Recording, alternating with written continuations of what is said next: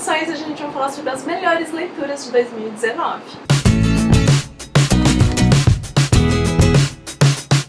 Quero lembrar que este vídeo aqui não contém nenhuma fantasia inicial, nenhuma continuação de série e nenhum quadrinho ou mangá. Saíram vídeos específicos desses livros aqui no canal já, então eu vou deixar todos linkados aqui em cima. Se você acompanha este canal, você sabe que rolou um bolão este ano aqui. Foi uma brincadeira muito divertida, onde eu deixei vocês apostarem nos meus melhores do ano, dei dicas, foi muito legal, a galera tava super engajada. E hoje eu vou revelar os vencedores do bolão no final deste vídeo. Então a parte divertida agora vai ser você pegar a sua lista aí que você montou e ir dando check enquanto eu vou falando os meus melhores do ano. Mas eu quero dizer que no final da brincadeira várias pessoas acertaram. Mas como eu falei, eu vou premiar as 3 primeiras que enviaram a lista dentro das regras. Chegar no meu 10º livro e você tiver acertado todos e o seu nome não aparecer na lista de vencedores, é porque você enviou a sua lista depois que essas pessoas, e aí elas foram mais rápidas que você. Vou começar com os 3 suspenses escritos pra vocês que figuravam a minha lista. O primeiro deles, Com Tudo Que Nunca Contei, da Celeste Ng. Esse livro foi uma grande surpresa pra mim, porque eu tinha lido Pequenos Incêndios por toda parte, eu tinha gostado, ok, mas Celeste Ng não tinha ganhado ainda meu coração. Eu li esse livro, que tem essa promessa de suspense, mas ele é muito mais um drama, porque o que é uma coisa muito particular também da Celeste Ng e da própria Liane Moriarty, que elas trabalham isso de trazer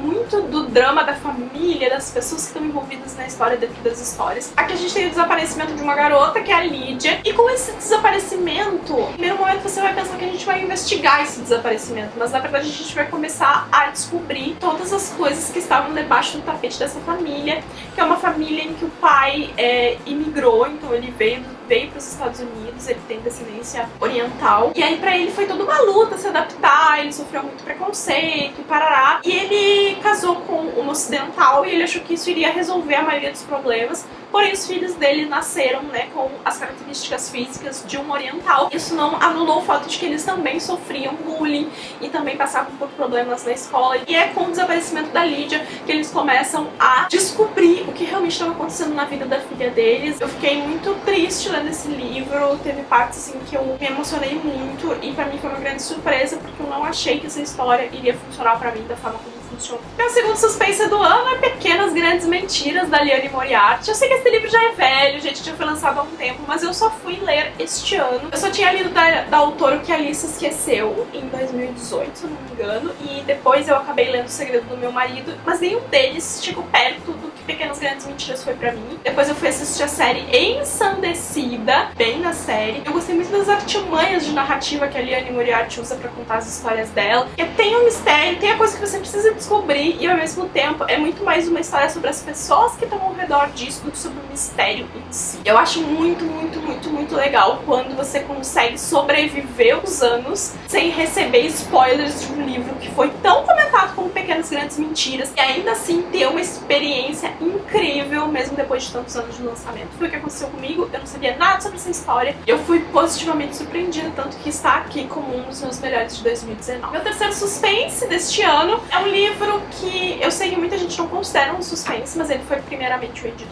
como isso. Também é um livro que vai ser muito mais sobre drama, sobre os personagens em si, do que sobre o mistério do crime que acontece, que é Um Lugar Bem Longe Daqui. Acho que foi um dos livros mais comentados do ano. Eu sei que várias pessoas influenciadas por esse comentário de ser o livro mais comentado do ano acabaram não curtindo tanto, porque talvez estavam esperando outra coisa, porque a história não conversou com essas pessoas como conversou comigo, e isso é super entendível. Mas esse livro foi uma surpresa pra mim exatamente por causa disso, porque eu tava esperando que ele fosse mais focado no suspense e ele acabou me entregando uma história que é muito sobre preconceito, sobre excluir pessoas da sociedade, sobre o quanto as pessoas são subjugadas por terem menos conhecimento, por não atenderem às expectativas da sociedade, e do quanto tu ser essa pessoa oprimida, tá abaixo da grande sociedade, automaticamente coloca um alvo nas suas costas. E é o que acontece aqui com a nossa protagonista, tá? Que é a Kia Clark. Ela vive no pântano com a família dela, só que a mãe dela vai embora, o pai dela é um cara abusivo, os irmãos dela vão indo embora, até que sobra só ela, e ela tem que aprender a sobreviver naquele universo, ao ponto de que chega um momento em que até o pai dela vai embora e ela vai ficar sozinha ali, e existem bem poucas pessoas nessa cidade que tá, né, próximo desse pântano, estendem a mão pra ela. De forma geral, ela é completamente oprimida e ela é vista quase como um animalzinho, assim, sabe? E quando acontece um crime nessa cidade, envolve uma dessas pessoas que em algum momento da história da vida dessa personagem teve contato com ela, obviamente que o dedo é apontado pra ela como a principal suspeita. E a gente vai acompanhar, então, passado e presente, o desenvolvimento disso. Esse livro foi uma jornada pra mim muito especial, mas eu acho que o final desse livro coroou ainda mais. Não porque ele é surpreendente, mas porque ele é tipo um tapa na cara, assim, sabe? É pra quem torcia pra qualquer situação dentro do livro. Eu tava lendo esse livro e o Léo tava lendo também, do Leitor a Mais, e aí eu brinquei com ele, eu acho que vai acontecer tal coisa no final. E aí era o que aconteceu, mas eu não me chateei de forma alguma, porque eu acho que o final foi perfeito pra, tipo, botar uma coroazinha em cima de toda a construção que a autora fez pra trazer esse livro. É um livro que, além do preconceito, vai falar muito sobre consciência ambiental, por causa dessa localidade, do fato de que a gente tenta sempre avançar com a cidade, avançar com a tecnologia e ir destruindo esses lugares mais naturais, e a importância que isso tem em termos de fauna e flora, né? Então eu acho que a autora fez um grande trabalho aqui e pra mim, sim, foi uma das minhas melhores leituras do ano. Feito check nos meus 3 suspensos, vou falar sobre os 2 livros de mesma autoria que tinha na minha lista. E eu acho que se você não colocou estes 2 livros no bolão, tinha uma coisa muito errada, porque eu falei sobre esses livros incessantemente durante 2019 inteiro e sobre essa autora também, que é Os 7 Maridos de Evelyn Hugo e Daisy Jones and the Six. 2019 foi o ano em que eu conheci a Taylor Jenkins Reid. Eu já tinha ouvido falar da Taylor Jenkins Reid em 2018. Os 7 Maridos de Evelyn Hugo configurou os favoritos de muita gente em 2018 e eu fiquei muito curiosa com essa história. Eu fui fazer essa leitura e eu fiquei muito encantada com o que eu encontrei aqui.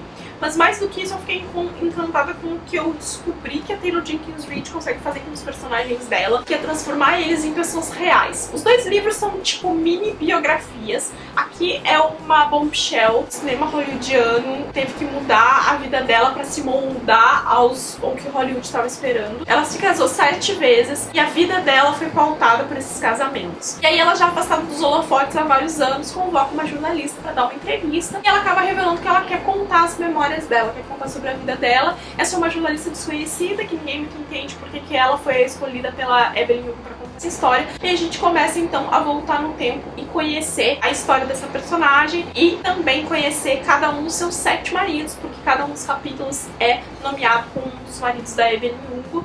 Porque a primeira pergunta que a jornalista faz pra Evelyn é quem efetivamente foi o grande amor da vida dela. E ela fala que ela vai precisar contar a história dela pra responder. E é uma história muito, muito, muito legal, porque vai entender sobre as dificuldades de uma mulher dentro dessa indústria, sobre o quanto Hollywood ainda é um ambiente muito sexista, do quanto a gente não entende nada sobre o que realmente acontece com a vida das pessoas famosas e do quanto é preciso ser escondido pra manter uma imagem pública bonita, legal, de que a pessoa tá sempre feliz, os abusos que uma pessoa sofre pra poder manter essa imagem. E a Evelyn Hugo é uma personagem cheia de falhas. Ela não é uma personagem perfeita, ela não é a boazinha, e ela foi uma personagem que lutou e fez o que tinha que fazer para alcançar o sucesso que ela alcançou. Isso não necessariamente quer dizer que ela só fez coisas boas, mas isso também não quer dizer que ela é uma personagem ruim. Ela só não é uma personagem perfeita, e a gente às vezes coloca essa perfeição nos personagens porque a gente quer que eles sejam perfeitos. Se ela vai ser boazinha, que ela seja boazinha. Se ela vai ser má, que ela seja completamente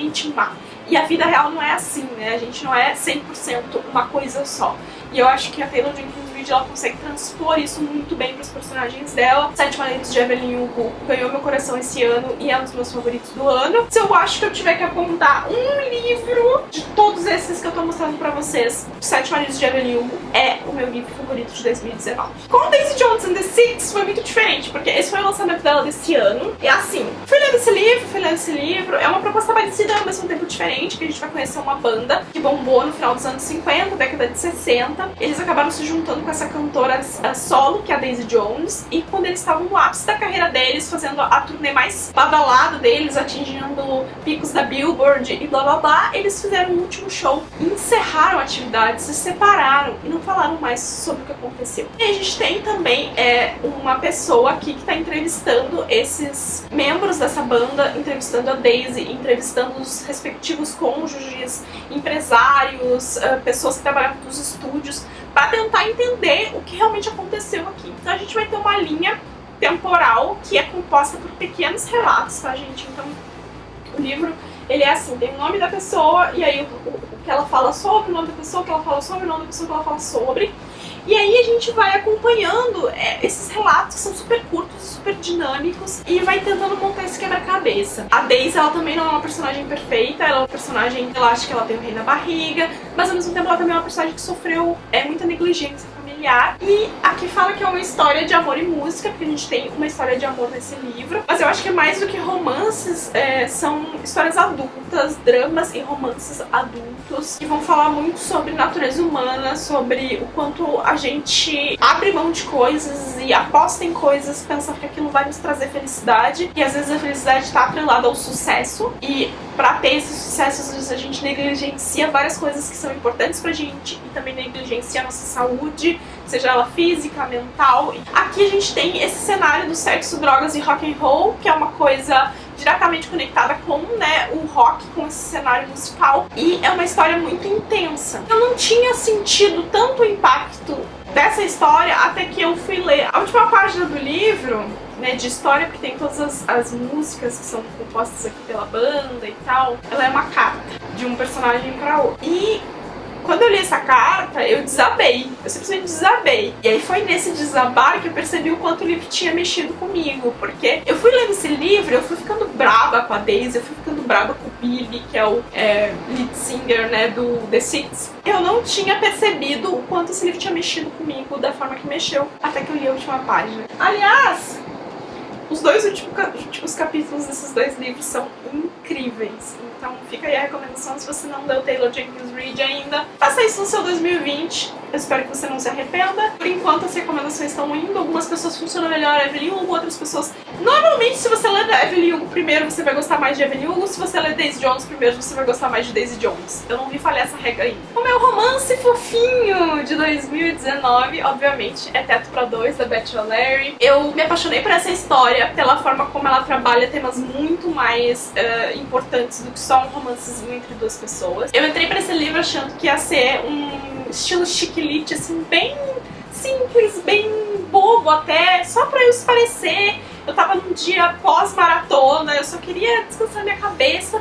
E quando eu vi, eu tava terminando o livro, porque é um livro que vai trabalhar um pouco sobre abuso emocional. Você entrava dentro de uma história que é levinha, que é gostosinha de ler, e você tá ali, e isso começa a se desvelar dentro da história pra você. Eu acho que foi o que me pegou, mas principalmente o fato de que a autora não se perdeu no romance e ela escolheu trabalhar outros temas relevantes dentro da história. E isso sempre me chama atenção em livros assim, porque eu não sou uma fã de romance. Então quando o romance se usa das suas ferramentas de conexão com o público leitor, e de fofurice, de a pessoa querer uma coisa leve e ao mesmo tempo consegue trabalhar assuntos mais interessantes e relevantes dentro da trama do que só a parte de entretenimento, é onde eu acredito que funciona melhor pra mim, e foi o que aconteceu em Teto pra Dois. Tenho dois Young Adults pra mostrar pra vocês. O primeiro deles é Garoto Devora o Universo, do Trent Dalton. Esse livro foi um mix de sentimentos, porque eu comecei esse livro e eu tava tipo, o que tá acontecendo, sabe?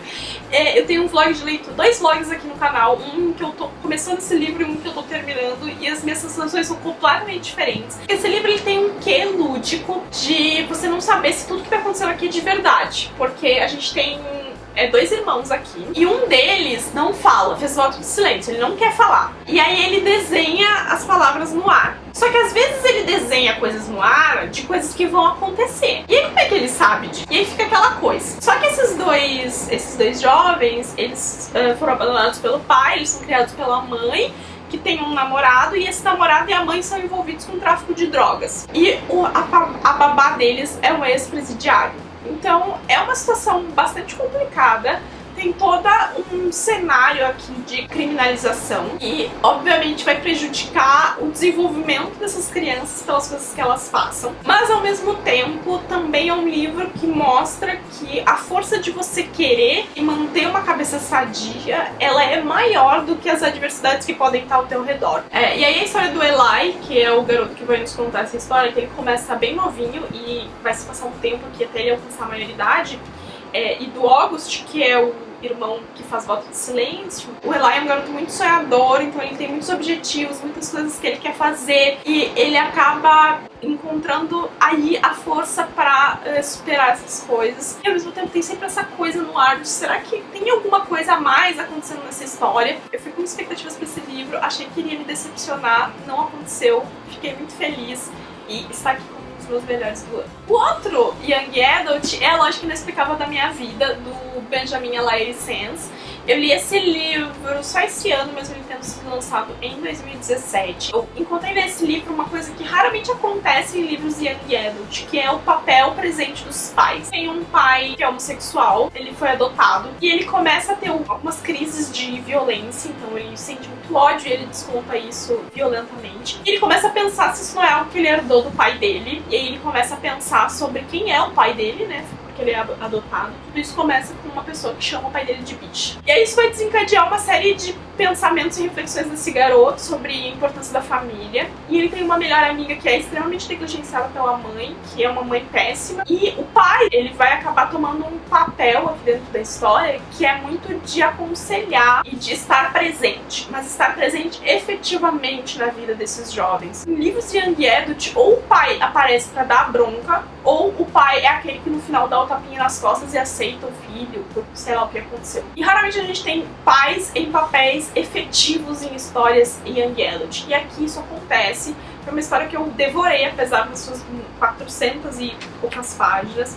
É um livro de capítulos curtos, então é muito fácil de você ler. O livro da minha lista ainda não tem ele físico, que é Red, White, Royal Blue, vermelho, branco e sangue azul aqui no Brasil. Eu fui pra essa leitura com várias expectativas, porque o livro é super comentado e eu gostei muito da experiência que eu tive, porque ele é um livro bem leve e ele trabalha a aproximação de dois personagens, né, que é o filho da presidente dos Estados Unidos e dos príncipes ingleses. Eles teoricamente são arqui-inimigos ali, eles se invejam. E aqui a gente tem um cenário paralelo de que se uma mulher tivesse ganhado as eleições nos Estados Unidos, as últimas eleições, ao invés do Trump, e a gente tem um personagem meio que equivalente a ele que vai concorrer às reeleições, que a gente tá à beira da reeleição aqui. Então o cenário político é uma coisa importante e a gente vê o quanto a monarquia, de forma geral, né, é uma coisa muito tradicional, e eu gostei muito de como o autor trabalhou isso dentro desse livro, quanto foi uma presença aqui, não só a parte da representatividade em si,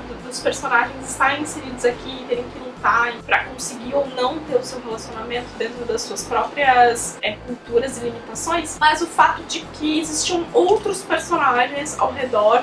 Tem uma rede de apoio muito grande nesse livro, de família e de amigos, que eu achei muito importante. É um livro que tem o tom fofinho, mas ao mesmo tempo eu acho que trabalha as coisas com um tom mais adulto também, porque é um livro mais adulto, os personagens têm 20 e poucos anos, tem cenas mais explícitas também. Tava esperando que ele fosse esse bom balanço das coisas e ele foi exatamente o que eu tava esperando. E aí, gente, o último livro da minha lista, o livro mais difícil de ser adivinhado, suposto, apostado. Eu tive que dar uma dica super confusa pra ajudar vocês. Mas o último livro da minha lista é Bichas, da Victoria Schwab, aqui no Brasil, Vilão. Eu podia ter pego a edição nacional, mas acabei não pegando porque foi em inglês que eu li. Algumas pessoas passam ele como fantasia, mas ele é essencialmente uma ficção científica. A autora tenta explicar com física e biologia, não com magia, o que acontece aqui.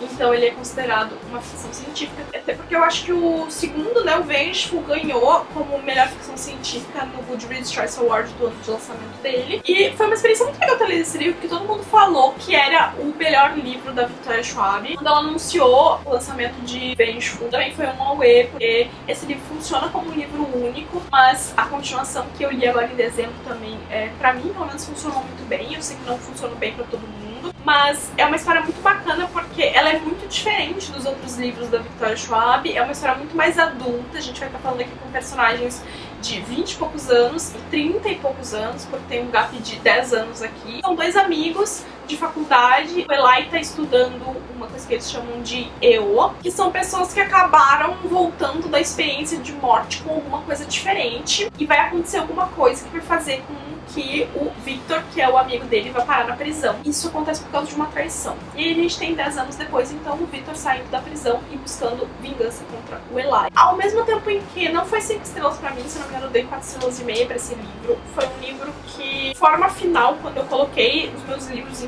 na minha frente, fui pensar, eu acho que foi um dos livros que eu tava com mais expectativa e que me satisfez, ao mesmo tempo que deixou algumas dúvidas que felizmente foram respondidas em Vengeful, e foi uma história que eu gostei muito de conhecer. Antes de eu revelar os ganhadores do bolão, eu tenho um adendo pra fazer, porque eu tinha montado essa lista antes de eu efetivamente terminar as minhas leituras do ano, mas eu terminei um livro na semana que eu coloquei essa lista no ar, que acabou sendo uma grande surpresa pra mim, que foi A Seca, da Jane Harper. Então eu quero fazer uma menção honrosa a esse livro aqui também. Vai sair um lendo em voz alta pra vocês aí de A Seca no começo de 2020. Muito essa autora, eu quero ler tudo que Jane Harper publicar agora. Espero que saiam mais livros dela aqui no Brasil. É um suspense também, vocês sabem que eu tava buscando suspenses esse ano. E eu curti muito o tom desse livro. Todo final de capítulo tem um cliffhanger, é uma coisa sombria, a forma como a autora molda a escrita dela, a forma de apresentar os personagens, é tudo muito cadenciado, muito gostoso. E talvez, se eu tivesse terminado esse livro antes de eu montar a minha lista, talvez ele tivesse roubado efetivamente o lugar de algum desses outros 10 que eu mostrei pra vocês. Agora, vamos lá! Quem foram os vencedores deste bolão? A grande ganhadora desse bolão, que vai receber o livro Mais Mimos na sua residência, que foi a primeira a colocar os livros corretos, tendo respeitado todas as regras, é a Maria Luísa Leles Silva, do Instagram, @dicas_de_malu. Então, Maria Luísa, você foi a grande vencedora deste bolão, parabéns. Obrigada por acompanhar este canal ao ponto de conseguir listar os meus favoritos. Eu fiquei muito feliz que vocês efetivamente conseguiram alcançar, porque chegou um ponto que eu fiquei,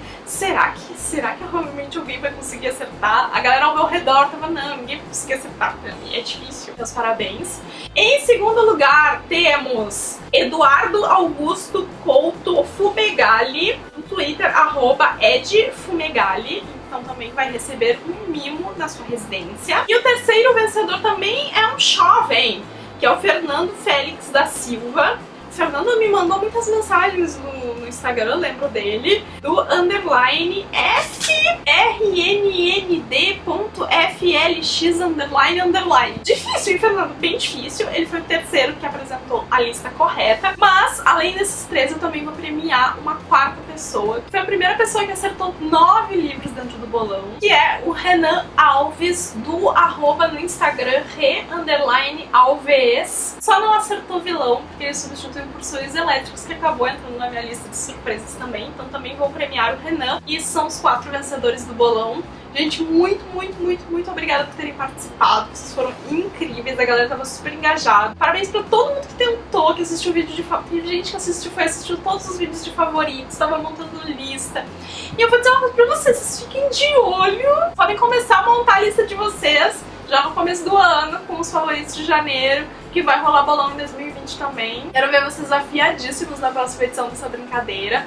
Aos vencedores, por favor, enviar e-mail com o endereço completo para blogresenhandosonhos@gmail.com. O endereço de e-mail tá aqui no box de descrição. Fico aguardando o e-mail de vocês com endereço completo. Se possível, envia link do Scooby Goodreads também. Se vocês tiverem, e aí em 2020 eu envio o prêmio de vocês, vencedores deste bolão. Se identifiquem aqui embaixo nos comentários também. E é isso, gente. Esses são os melhores do ano. Pra saber todos os livros que figuraram aí, assiste os outros vídeos também. Melhores quadrinhos, melhores continuações, melhores fantasias. Não esquece de deixar seu joinha pra me ajudar na divulgação, de se inscrever aqui no canal se você é novo por aqui. E a gente se vê no próximo vídeo em 2020. Tchau, tchau!